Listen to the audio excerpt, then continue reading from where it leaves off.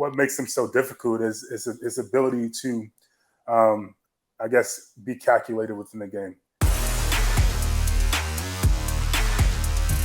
You are listening to KC Sports Network, the #1 podcast network for today's Kansas City sports fans. With former players from your favorite teams, informed perspectives, and former insiders, this is the place for you. You can find us wherever you listen to podcasts or on our YouTube channel, all over social media, or our morning newsletter, KCSN Daily, dedicated to your Kansas City Chiefs. KC Sports Network is proudly presented by Emprise Bank, your partner in possible.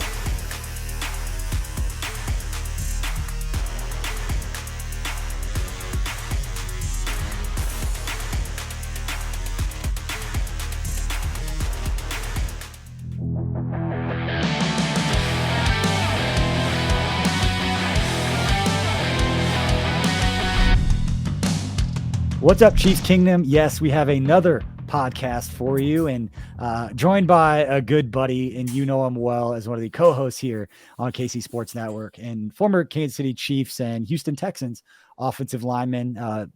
Perhaps once had a chance to go to Oakland, and that just was never going to happen, if anyone doesn't know that story. But Mr. Jeff Allen, man, we appreciate your time. BJ, appreciate you having me, man. All right, this is Sometimes Weekly. Sports and stuff. This show is an interview style show where we have different guests all the time. Last time we did one of these, it was with Jason Kander. We were out at Kauffman Stadium talking about his new book, talking a little bit about baseball, as he and I play on an adult senior baseball team together. And I had texted Jeff when the news came out about the Chiefs signing Carlos Dunlap, the 33-year-old defensive end, spent most of his career with the Cincinnati Bengals, and then spent the last, year and a half up in Seattle with the Seahawks, and texted Jeff. And I said, hey, what do you know about this guy? And you're like, I faced him. He's good. I think it was something very short, like that dude can play. No. And I was like, we need to get on a podcast and talk about this. And what better time than Sometimes Weekly Sports and stuff. And real quick, we got to thank the sponsor of this show and one of the bigger sponsors on our network here at KCSN and Holiday Distillery. Obviously not up there today. Got way too much stuff going on to run up there. Every time you get a chance to go up there, have a little bit too much fun. And it ends up taking up most of the day. So we're doing this one remotely with Jeff down there in Texas as well. But appreciate everything that Holiday Distillery does for us. If you can find a liquor store that's got the new Ben Holiday bourbon, you should go ahead and get that because it is flying off the shelves right now. Very good release for them with their new bourbon. But whether it's that, their 5 Farms Irish Cream, the 360 vodka, they've got a lot of products that you will enjoy if you like to go out there and drink and have a good time. So anyway, we appreciate Holiday Distillery. All right, Jeff, texted you about Carlos Dunlap. Before we get too much into it, just what was your first reaction when you first saw the news, whether it was my text or you see it on Twitter? What was your reaction when you heard the news about Carlos Dunlap joining the Kansas City Chiefs? I'm really excited. Pass rush in particular has been an issue for us for a little bit.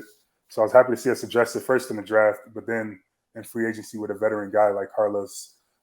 He is who he is. We know what he brings. He's consistent. He isn't the greatest pass rusher in the league, but he's consistent. He's going to be a guy that gets you, 8 to 12 sacks every single year. But more importantly, he's going to get pressure on the quarterback. I think that sack number can kind of be daunting, and people chase that number. But what's most important is getting to the quarterback and making that quarterback think about your presence, and he provides that for defense. He also plays the run really well. Big, long guy. Plays the run extremely well, physical, tough to move from the point of attack. So I'm excited to see what he does in the pass game, but also the run game. It was last week when the news went down. I reached out and was talking to Brandon Thorne, who I think you know Brandon from Trench Warfare. Does a lot of offensive line, defensive line work. And I was going back through some old tweets, and he'd been tweeting about Carlos Dunlap. So I wanted to ask him, and he brought up a really interesting point that Carlos kind of spoke about when he talked to the media today. And that was, up in Seattle, he was playing about a third of the snaps. He's about 33%, which isn't unheard of for offense or for defensive linemen. Those guys can rotate, whereas the offensive line, you got to save up some of that energy, and those guys can just go out and put everything out there. Well, Brandon was saying how effective he was playing just about a third of the snaps as a situational pass rusher. And I don't know if Carlos heard that or had heard that throughout his career, if that's a conversation that Veach and them had kind of figure out what his role in Kansas City was going to be. But he made a point during his presser to talk about he loves playing first and second down. He likes playing the run. You just brought it up right there. Yeah. But one of those storylines for me is going to be how many snaps is this guy playing? Are they saving him? Are they rotating him and Frank out and all the different other pieces they've got? But before we get into some of the usage and prognosticate what could happen, I want to ask you, you faced this dude before.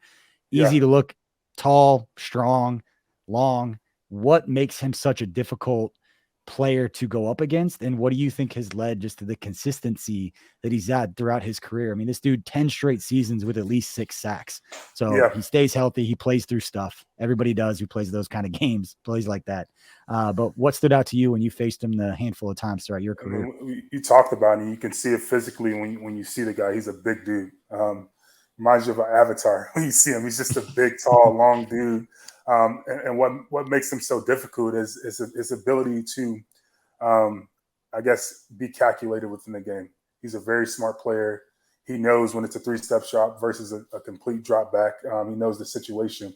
So he may not necessarily get to the quarterback, but he's going to affect the quarterback whether he bats the ball down.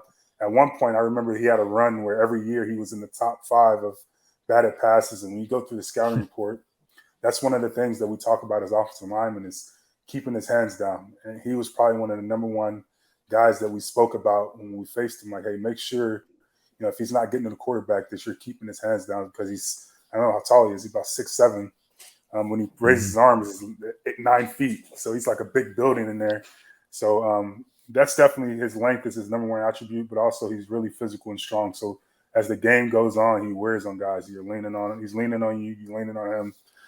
He just finds a way to physically impose his will. So you've been on both sides of it. You've been a young player, obviously, with veterans around you in a locker room. You got drafted by the Chiefs, and then you get paid. You go to Houston, and you're one of those guys that kind of looks at like you're one of those guys who got paid and kind of set the tone for everybody else. For Carlos Dunlap, and it stood out to me just because we've seen it with Frank Clark, and it doesn't really surprise me, and I've said that before, but people who've been around Frank before, like he invests into the young players around him. He had always been pretty open in talking with guys. But the first day Carlos Dunlap was out on the field for the Chiefs after practice, he and Frank were both off to the side working out with George Karlaftis. Some people have made the point, and I don't want to give too much credence to it, but some people made the point, well, there's a lot of people around. He's just doing that for show. How much can they really learn in that time afterwards? For me, and tell me if I'm wrong, because you've been in that position, but it's just so much more about that player knowing that he's got 2 veteran resources, that if he's got questions, that they're willing to donate their time to this young player to get better. What's that dynamic like for you? And how does Andy Reid set the tone for the entire locker room that kind of dynamic is promoted, that's what they want from these guys? How important is that? I mean, the NFL is a brotherhood, especially guys in your locker room, and in particular in your position group. For every single person's had a mentor and had that guy at some point in their career that gave them advice, that reached back and made sure that they were getting up to speed. So when you get to that point and guys are looking to you for that, that affirmation or that advice or something to get them over their hump, we feel like it's our responsibility, especially an older guy. I mean, Carlos is in year 12. He doesn't have much football ahead of him, and he knows that.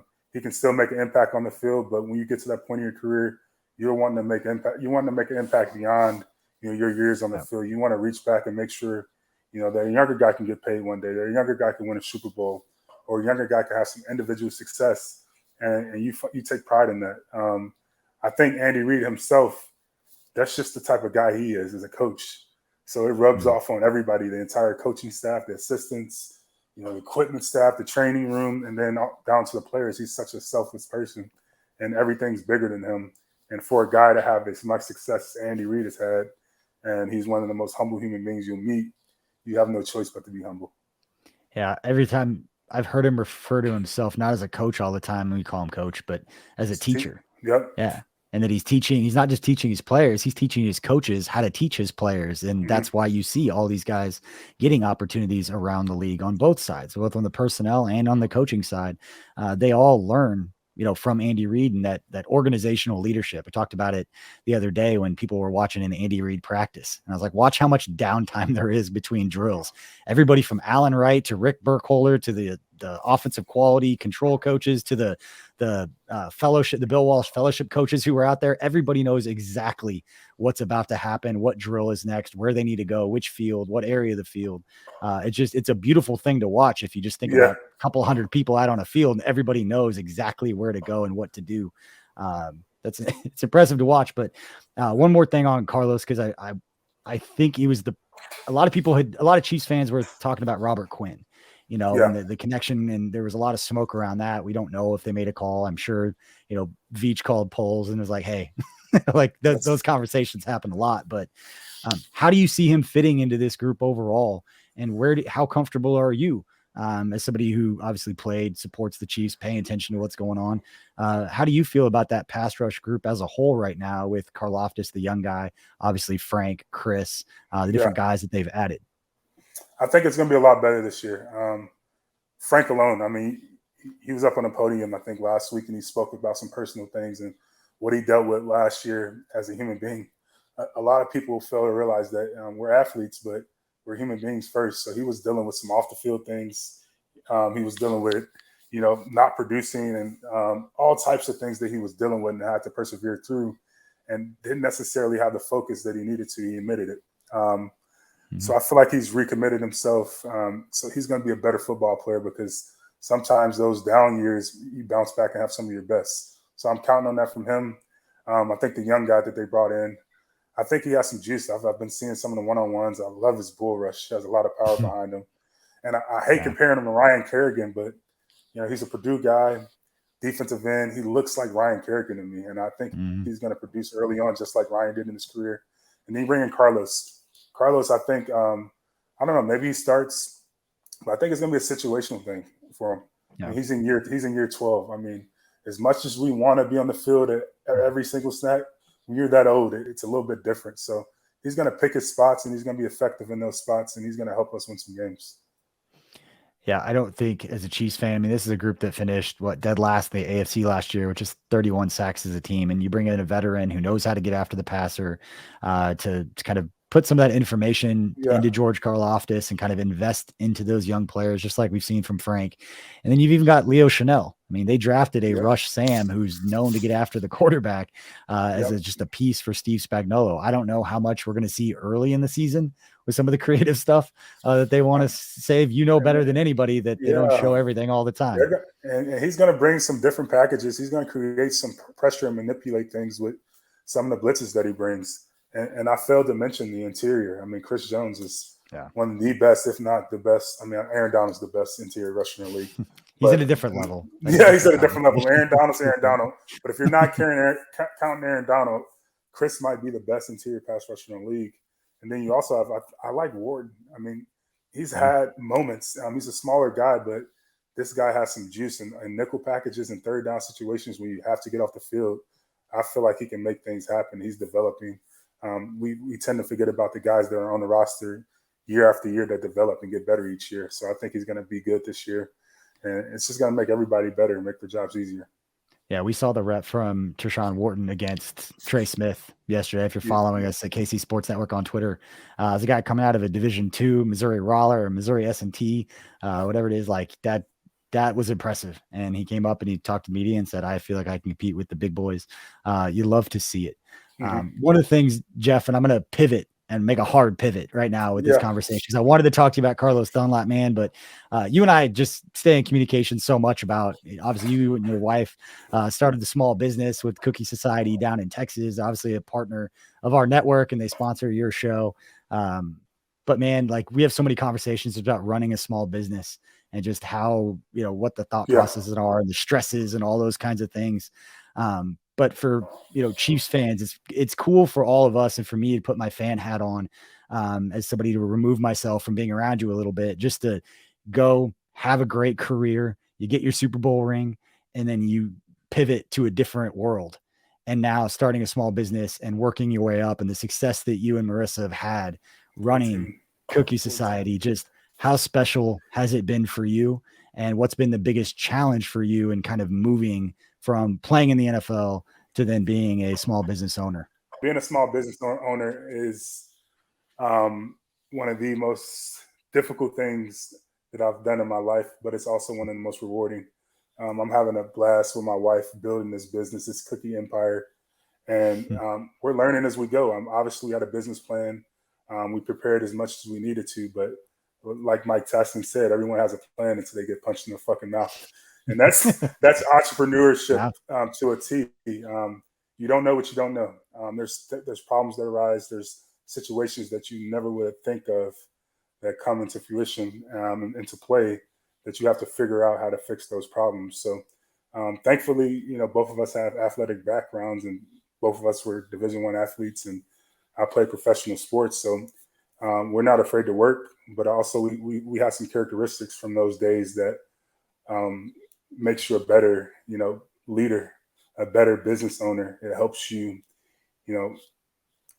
communicate with your team and make sure everyone's on the same page, because we know what the goal is at the end of the day. It's to make sure that the business is doing well for the greater good of everyone involved in the organization. So that's been the coolest part, is just transitioning to this, but also using those skills from, our athletic days to make this thing go.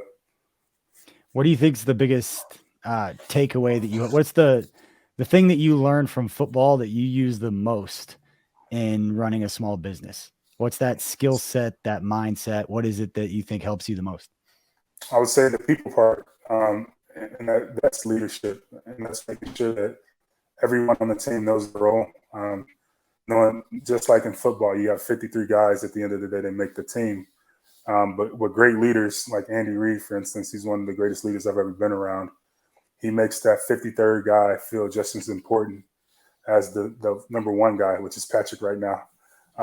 But everyone matters. If you want to be a championship team, if you want to, get the ultimate goal, everyone's role is just as important as the most important person, quote unquote. So everybody means something. Everyone gets the wheels going, and everyone has to play their part. And it's up to the person leading that ship, which is myself and my wife, to make sure that we're all on the right track.